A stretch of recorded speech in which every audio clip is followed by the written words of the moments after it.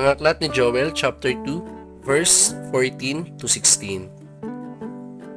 Maaaring lingapin kayo ni Yahweh at bigyan ng masaganang ani. Kung magkagayon, mahahandugan natin siya ng haing butil at alak. Ang trompeta ay hipan ninyo sa ibabaw ng bundok ng Sayon. Iutos ninyo na mag-ayuno ang lahat. Tawagin ninyo ang mga tao para isang banal na pagtitipon. Tipunin ninyo ang lahat, matatanda at bata, pati mga sanggol at maghing, ang mga bagong kasal. Lahat ng papuri sa ating Diyos Ama sa ngalan ng ating Panginoong Hesus. Amen.